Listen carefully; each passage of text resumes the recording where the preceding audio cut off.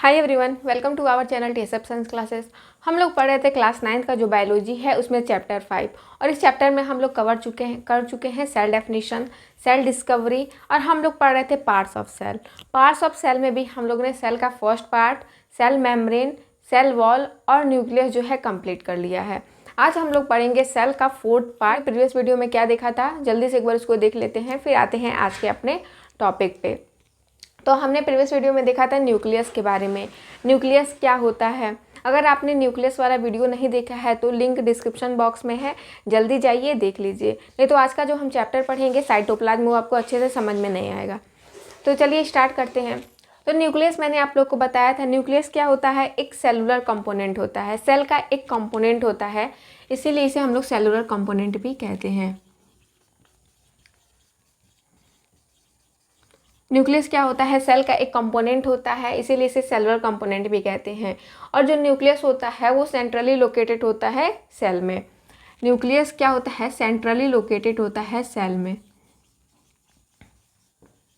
जैसे मान लो ये हमारा सेल है और यहाँ पे बीच में क्या होता है? प्रेजेंट होता है न्यूक्लियस। फिर हमने देखा था कि ये लार्ज होती है साइज में, जो न्यूक्लियस होता है लार्ज होता है साइज में, और ये सेल का सबसे लार्जेस्ट स्ट्रक्चर होता है। न्यूक्लियस ही क्या होता है? सेल का सबसे लार्जेस्ट स्ट्रक्चर होता है।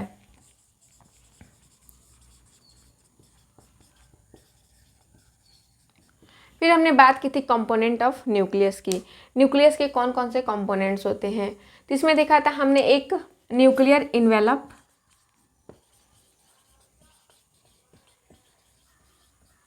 और दूसरा देखा था न्यूक्लियोप्लाज्म। तो न्यूक्लियर इन्वेलप क्या होता है? तो मैंने आप लोग को बताया था जो न्यूक्लियस होता है वो दो मेम्ब्रेन से बाउंड होता है या कवर्ड होता है, और इन दोनों मेम्ब्रेन को मिला के ही हम लोग क्या कहते हैं? न्यूक्लियर इन्वेलप कहते हैं। और इस न्यूक्लियर इन्वेलप में न्यूक्लियस इन्वेलप क्या करता है? न्यूक्लियस को कवर करके हुआ रखा हुआ है। देखो इसमें कोई और कवरिंग तो प्रेजेंट होती नहीं है, ले दे के बस एक ही कवरिंग प्रेजेंट होती है और न्यूक्लियर इन्वेलप की, और यही क्या करती है? न्यूक्लियस को कवर करके रखी हुई रहती है। फिर इसके बाद से हमने देखा था इसमें न्यूक्लियर इन्वेलप में कि ये सेपरेट करती है न्यूक्लियस और साइटोप्लाज्म को। तो ये वाला पॉइंट हम लोग अच्छे से वहाँ प्रीवियस वीडियो में हम लोगों ने समझ लिया था। फिर हम लोग ने देखा था कि ये परमिट करती है मटेरियल के ट्रांसपोर्ट को न्यूक्लियोप्लाज्म एंड साइटोप्लाज्म के बीच में। कैसे, वो भी हम लोगों ने देख लिया है। अगर वीडियो आपने नहीं देखा है न्यूक्लियस वाला, तो लिंक डिस्क्रिप्शन बॉक्स में है, जल्दी से उसे देख लें। फिर इसके बाद से हम लोगों ने बात की थी न्यूक्लियोप्लाज्म की। न्यूक्लियोप्लाज्म क्या होता है? न्यूक्लियस के अंदर का एक सबस्टेंस होता है। यहाँ पे आप लोग देख सकते हैं, ये क्या है? ये न्यूक्लियोप्लाज्म है।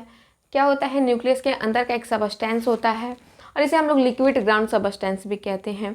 लिक्विड ग्राउंड सबस्टेंस क्यों कहते हैं? क्यों, एक तो ये क्या होती है? लिक्विड होती है, और ग्राउंड इसलिए हम लोग बोल रहे हैं इसको क्योंकि ये न्यूक्लियस का बहुत ही बेसिक पार्ट होता है, बेसिक चीज़ होती है, इसीलिए इसे हम लिक्विड ग्राउंड सबस्टेंस कहते हैं। तो इसके बाद से हम लोग ने देखा था कि जो न्यूक्लियर प्लाज्म थी उसमें भी दो चीज़ें पाई जाती हैं, एक न्यूक्लियोलस और दूसरा क्रोमेटिन मटेरियल।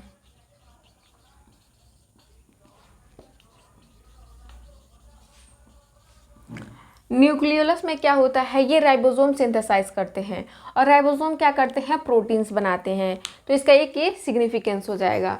और जो क्रोमेटिन मटेरियल होती है वो टेंगल्ड मास होती है, किसकी? थ्रेड लाइक स्ट्रक्चर की। क्रोमेटिन मटेरियल कैसा होता है? इंटेंगल्ड मास होता है, किसका? थ्रेड लाइक स्ट्रक्चर का। लेकिन जब इसमें सेल में डिवीजन होता है तो ये कंडेंस हो जाती है। कंडेंस हो जाएगी तो हम लोग इसके क्या बोलेंगे? क्रोमोसोम बोलेंगे। ठीक, तो इतना हम लोगों ने प्रीवियस वीडियो में देख लिया था। अब हम बात करेंगे, हमारा आज का टॉपिक है साइटोप्लाज्म।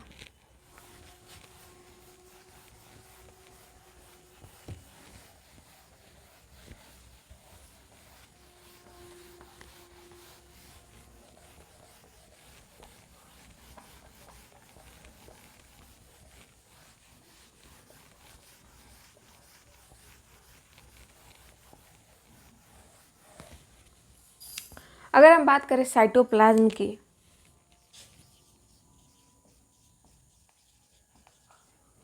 तो ये क्या होता है? सेल का एक पार्ट होता है, और ये प्रेजेंट कहाँ होता है?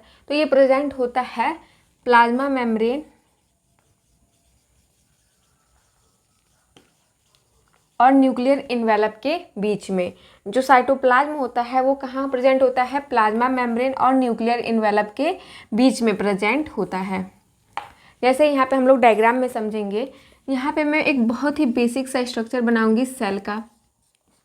जो जो चीज़ें हम लोग पढ़ चुके हैं, जो जो पार्ट्स हम लोग पढ़ चुके हैं, उसी की बेसिक पे एक हम बनाएंगे बहुत ही बेसिक सा स्ट्रक्चर। तो ये क्या है? सेल। अब मैंने आप लोग को बताया था कि जो न्यूक्लियस होता है बिल्कुल सेंट्रली लोकेटेड होता है सेल में, और सेल का सबसे लार्जेस्ट स्ट्रक्चर होता है। और ये क्या होता है? साइटोप्लाज्म हो गया। और जो आपको सबसे बाहर नीले कलर की बाउंड्री दिख रही है, ये है क्या? Cell membrane. और जो सेंट्रली लोकेटेड है वो क्या है? न्यूक्लियस। और न्यूक्लियस के बाहर जो प्रेजेंट होता है उसे कहते हैं साइटोप्लाज्म। और न्यूक्लियस के बाहर आपको जो कवरिंग दिख रही है ये क्या है? Nuclear envelope. तो साइटोप्लाज्म कहाँ प्रेजेंट होता है? सेल मेम्ब्रेन और न्यूक्लियर इन्वेलप के बीच में। सेल मेम्ब्रेन और न्यूक्लियर इन्वेलप के बीच में प्रेजेंट होता है साइटोप्लाज्म। तो अगर मैं आपसे पूछूं जो ये सेल आपको दिख रही है, ये सेल क्या है? प्लांट सेल है या एनिमल सेल है? तो आप क्या बताएंगे? तो देखो ये क्या है? एक एनिमल सेल है। ये क्या है? एक एनिमल सेल है। मैंने आप लोग को बताया था कि एनिमल सेल में क्या होता है? सबसे आउटर मोस्ट कवरिंग किसकी होती है? सेल मेम्ब्रेन की ही होती है। एनिमल सेल में सबसे आउटर मोस्ट कवरिंग किसकी होगी? सेल मेम्ब्रेन की होगी। अगर मैं इसके ऊपर एक और कवरिंग बना दूँ, एक और कवरिंग बना दूँ ऐसे, तो ये क्या हो जाएगा? ये हो जाएगा एक प्लांट सेल।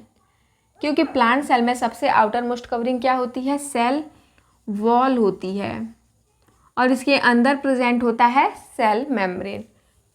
तो हमने क्या यहाँ पे देखा कि एनिमल सेल की सबसे आउटर मोस्ट कवरिंग क्या होगी? Cell membrane. और प्लांट सेल की बात करें तो प्लांट सेल में सबसे आउटर मोस्ट कवरिंग किसकी होगी? सेल वॉल की होगी, और सेल वॉल के अंदर प्रेजेंट होता है सेल मेम्ब्रेन। फिर इसमें क्या है? न्यूक्लियस। न्यूक्लियस क्या होता है? सेंट्रली लोकेटेड होता है और सेल का सबसे लार्जेस्ट स्ट्रक्चर होता है। और ये न्यूक्लियस क्या होता है? दो मेम्ब्रेन से बाउंडेड होता है। और ये न्यूक्लियस होता है किस ग्राउंड सबस्टेंस से मिलकर बना होता है? तो जो न्यूक्लियस होता है वो बना होता है न्यूक्लियोप्लाज्म से। जो न्यूक्लियस होता है वो बना होता है न्यूक्लियोप्लाज्म से। और इस न्यूक्लियोप्लाज्म में भी दो चीज़ें पाई जाती हैं। मैंने अभी आप लोग को बताया, न्यूक्लियोलस और क्रोमेटिन मटेरियल।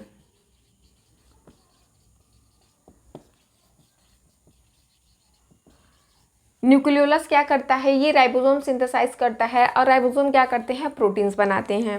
और क्रोमेटिन क्या होती है? क्रोमेटिन मटेरियल इंटेंगल्ड मास होता है किसका? थ्रेड लाइक स्ट्रक्चर का। क्रोमेटिन मटेरियल क्या होता है? इंटेंगल्ड मास होता है थ्रेड लाइक स्ट्रक्चर का। लेकिन जब उसमें डिवीजन होता है तो वो कंडेंस होके क्या करता है? क्रोमोसोम बनाता है। फिर हम लोग पढ़ रहे थे क्या? साइटोप्लाज्म। और मैंने आप लोगों को क्या बताया? साइटोप्लाज्म कहाँ प्रेजेंट होता है? सेल मेम्ब्रेन और न्यूक्लियर इन्वेलप के बीच में प्रेजेंट होता है। और ये जो जैसे मैंने बताया कि न्यूक्लियस क्या होता है? किस ग्राउंड सबस्टेंस से मिलकर बना होता है? न्यूक्लियोप्लाज्म से। वैसे ही जो साइटोप्लाज्म होता है वो भी बना होता है एक एक्वस ग्राउंड सबस्टेंस से। अब ये एक्वस ग्राउंड सबस्टेंस क्या है? साइटोसोल। जो साइटोप्लाज्म होता है वो भी एक एक्वस ग्राउंड सबस्टेंस से मिलकर बना होता है, जिसे हम लोग साइटोसोल कहते हैं। और इस साइटोसोल में क्या होता है? बहुत सारी चीज़ें स्टोर होती हैं, जैसे विटामिन्स हो गया, प्रोटीन हो गया, मिनरल्स हो गए। तो बहुत सारी चीज़ें क्या होती हैं? इसमें स्टोर होती हैं। और इस साइटोसोल में सेल ऑर्गेनल्स भी प्रेजेंट होता है। इस साइटोसोल में क्या होता है? सेल ऑर्गेनल्स भी प्रेजेंट होता है। अब ये सेल ऑर्गेनल्स क्या होता है हम लोग आगे पढ़ेंगे, लेकिन यहाँ पे अभी के लिए आप लोग ये ध्यान देंगे कि इसमें क्या होता है? साइटोसोल में सेल ऑर्गेनल्स भी प्रेजेंट होता है। तो इसमें हमने क्या देखा कि साइटोप्लाज्म कहाँ प्रेजेंट होता है? सेल मेम्ब्रेन और न्यूक्लियर इन्वेलप के बीच में। और ये बना किस चीज़ का होता है? ये बना होता है एक्वस ग्राउंड सबस्टेंस से, जिसे हम लोग साइटोसोल कहते हैं। और इसमें साइटोसोल में बहुत सारी चीज़ें स्टोर होती हैं, जैसे विटामिन्स हो गया, प्रोटीन्स हो गया, मिनरल्स हो गया। और इस साइटोसोल में सेल ऑर्गेनल्स भी प्रेजेंट होते हैं। तो यहाँ पे हमारा साइटोप्लाज्म कंप्लीट हुआ। अब हम दूसरा देखेंगे जो 2 टाइप्स की सेल होती हैं, प्रोकैरियोटिक और यूकैरियोटिक के बारे में।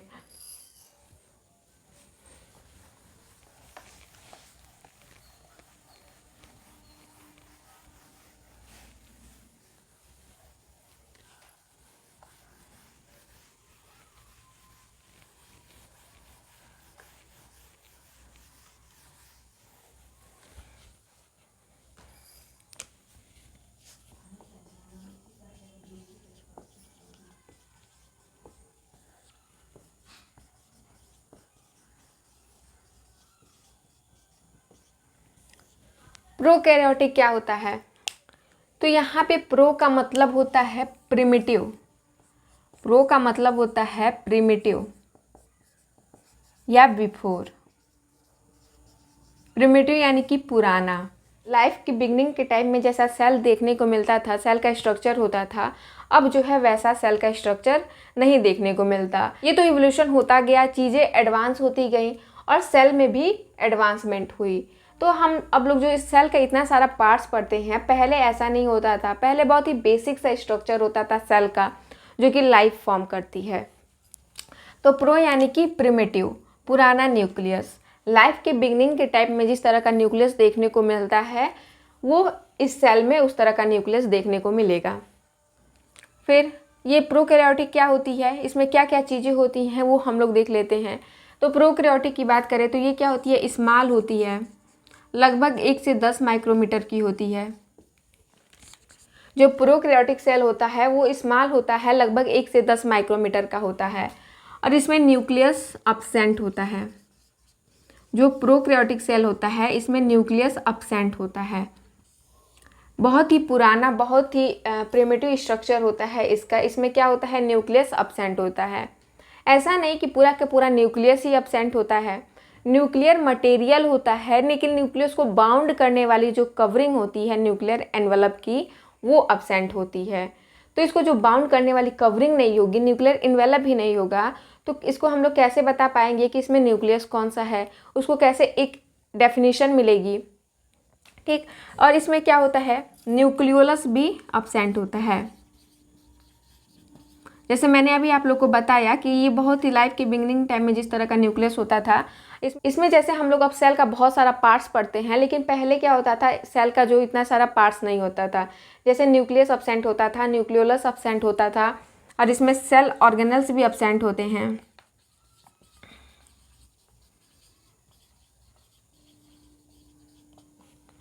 और जो क्रोमोसोम होता है वो सिंगल होता है। क्रोमोसोम क्या होते हैं, सिंगल होते हैं। जैसे मैंने अभी बताया आप लोगों को, क्रोमोसोम क्या होता है, थ्रेड लाइक स्ट्रक्चर होता है और सेल जब डिवीजन करता है तो कंडेंस हो जाता है, उसी को हम लोग क्या कहते हैं, क्रोमोसोम कहते हैं। तो इसमें हमने क्या क्या देखा, प्रो का मतलब प्रिमिटिव या बिफोर, पुराना न्यूक्लियस। कैरियोटिक का मतलब होता है न्यूक्लियस।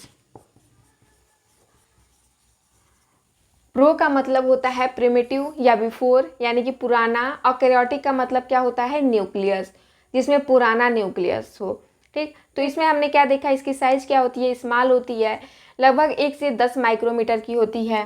इसमें न्यूक्लियस एब्सेंट होता है, न्यूक्लियस पूरा नहीं एब्सेंट होता है, न्यूक्लियस को बाउंड करने वाली जो कवरिंग होती है वो एब्सेंट होती है। इसीलिए हम क्या कहते हैं, इसमें वेल डिफाइंड न्यूक्लियस जो है एब्सेंट होता है। इसमें न्यूक्लियोलस भी क्या होता है, एब्सेंट होता है। और फिर नेक्स्ट क्या है, इसमें सेल ऑर्गेनल्स भी एब्सेंट होता है और क्रोमोसोम क्या होते हैं, सिंगल इसमें प्रेजेंट होते हैं।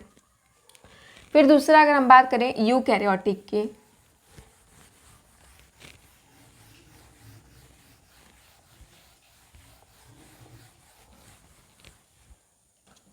अगर हम बात करें यूकैरियोटिक की, तो यहाँ पे यू का मतलब होता है ट्रू और कैरियोटिक का मतलब होता है न्यूक्लियस, जिसमें ट्रू न्यूक्लियस प्रेजेंट हो। यू का मतलब क्या होता है, ट्रू, कैरियोटिक का मतलब होता है न्यूक्लियस। अब यूकैरियोटिक में क्या क्या चीज़ें पाई जाती हैं इसको हम लोग देख लेते हैं। तो ये साइज में थोड़ा सा लार्ज होता है प्रोकैरियोटिक की अपेक्षा, लगभग 5 से 10 माइक्रोमीटर का होता है। जो यूकैरियोटिक सेल होता है लगभग 5 से 10 माइक्रोमीटर का होता है और इसमें न्यूक्लियस प्रेजेंट होता है। न्यूक्लियस मैंने क्या बताया आप लोग कि ये दो मेम्ब्रेन से बाउंडेड होती है और दोनों मेम्ब्रेन को मिला के हम लोग क्या कहते हैं, न्यूक्लियर इन्वेलप कहते हैं। और न्यूक्लियस जो होता है किस ग्राउंड सबस्टेंस से मिलकर बना होता है, तो ये बना होता है न्यूक्लियोप्लाज्म से। फिर नेक्स्ट इसमें क्या है, इसमें न्यूक्लियोलस भी प्रेजेंट होता है। न्यूक्लियोलस भी मैंने आप लोग को बताया क्या होता है, ये राइबोसोम सिंथेसाइज करते हैं और राइबोसोम क्या करते हैं, प्रोटीन्स बनाते हैं। फिर नेक्स्ट सेल ऑर्गेनल्स भी प्रेजेंट होते हैं।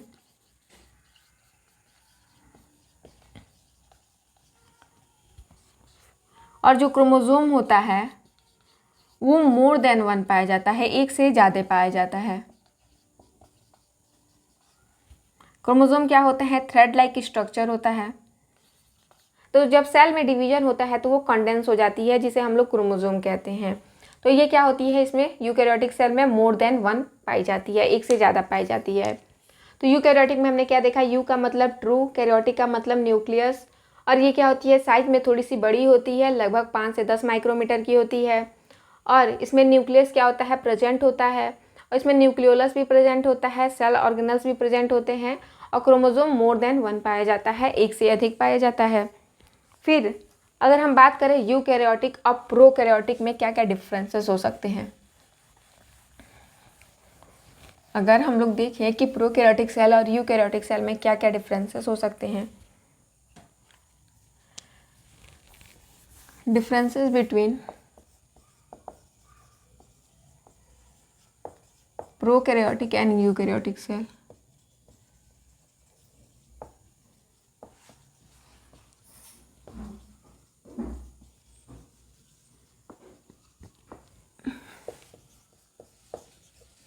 तो यहाँ पे हो जाएगा प्रोकैरियोटिक सेल और ये हो जाएगा यूकैरियोटिक सेल। मैंने अभी बताया कि प्रो का मतलब क्या होता है, प्रिमिटिव, और कैरियोटिक का मतलब न्यूक्लियस, जिसमें पुराना न्यूक्लियस प्रेजेंट होता है। लाइफ के बिगिनिंग के टाइम में जिस तरह का न्यूक्लियस होता था वैसा न्यूक्लियस इसमें देखने को मिलता है। तो इसमें पहला हो जाएगा, ये स्मॉल होती है साइज में, लगभग 1 से 10 माइक्रोमीटर की होती है। ये क्या होती है, स्मॉल होती है साइज में, लगभग 1 से 10 माइक्रोमीटर की होती है। लेकिन ये थोड़ी सी प्रोकैरियोटिक की अपेक्षा क्या होती है, बड़ी होती है, लगभग 5 से 10 माइक्रोमीटर की होती है। फिर दूसरा क्या हो जाएगा, इसमें न्यूक्लियस अब्सेंट होता है, लेकिन यूकैरियोटिक सेल में न्यूक्लियस प्रेजेंट होता है। तो क्या देखा हमने, ये लार्ज स्मॉल होती है साइज में, लगभग 1 से 10 माइक्रोमीटर की होती है। यूकैरियोटिक सेल क्या होती है, लार्ज होती है, लगभग 5 से 10 माइक्रोमीटर की होती है। फिर ये इसमें न्यूक्लियस क्या होता है, प्रोकैरियोटिक सेल में अब्सेंट होता है, लेकिन यूकैरियोटिक सेल में न्यूक्लियस प्रेजेंट होता है। फिर थर्ड इसमें क्या, इसमें न्यूक्लियोलस भी अब्सेंट होता है। प्रोकैरियोटिक सेल में न्यूक्लियोलस भी क्या होता है, अब्सेंट होता है, लेकिन यूकैरियोटिक सेल में न्यूक्लियोलस प्रेजेंट होता है। प्रोकैरियोटिक सेल में न्यूक्लियोलस क्या होता है, अब्सेंट होता है, लेकिन यूकैरियोटिक सेल में न्यूक्लियोलस क्या प्रेजेंट होता है। न्यूक्लियोलस यानी कि ये क्या करती हैं, राइबोसोम सिंथेसाइज करती हैं। फिर नेक्स्ट क्या है, इसमें सेल ऑर्गेनल्स अब्सेंट होते हैं। सेल ऑर्गेनल्स अब्सेंट, लेकिन यूकैरियोटिक में सेल ऑर्गेनल्स प्रेजेंट होती हैं।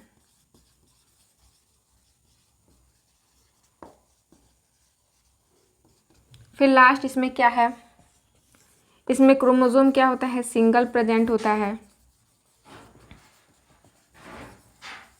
लेकिन यूकैरियोटिक में मोर देन वन प्रेजेंट होता है। जो क्रोमोसोम होता है मोर देन वन प्रेजेंट होता है, एक से अधिक प्रेजेंट होता है। तो हमने यहाँ पे देख लिया differences between prokaryotic and eukaryotic cell. तो क्या देखा है इसमें, प्रोकैरियोटिक सेल में क्या देखा कि ये स्मॉल होती है साइज में, लगभग 1 से 10 माइक्रोमीटर की होती है, लेकिन यूकैरियोटिक सेल लगभग 5 से 10 माइक्रोमीटर का होता है। और प्रोकैरियोटिक सेल में न्यूक्लियस अब्सेंट होता है, लेकिन यूकैरियोटिक सेल में न्यूक्लियस प्रेजेंट होता है। और प्रोकैरियोटिक सेल में न्यूक्लियोलस भी जो होता है अब्सेंट होता है, लेकिन यूकैरियोटिक सेल में प्रेजेंट होता है। फिर नेक्स्ट क्या देखा, प्रोकैरियोटिक सेल में सेल ऑर्गेनल्स अब्सेंट होते हैं, लेकिन यूकैरियोटिक सेल में सेल ऑर्गेनल्स प्रेजेंट होते हैं। और प्रोकैरियोटिक सेल में क्रोमोसोम जो होते हैं सिंगल पाए जाते हैं, सिंगल प्रेजेंट होते हैं, लेकिन यूकैरियोटिक सेल में ये मोर देन 1 प्रेजेंट होते हैं, एक से अधिक प्रेजेंट होते हैं। तो इस तरह से हमारा जो आज का टॉपिक था साइटोप्लाज्म और 2 टाइप्स के सेल भी हमने देख लिए, प्रोकैरियोटिक और यूकैरियोटिक सेल। अब नेक्स्ट वीडियो में हम लोग देखेंगे जो लास्ट पार्ट बच गया है, cell organelles. Thank you so much for watching. Thank you.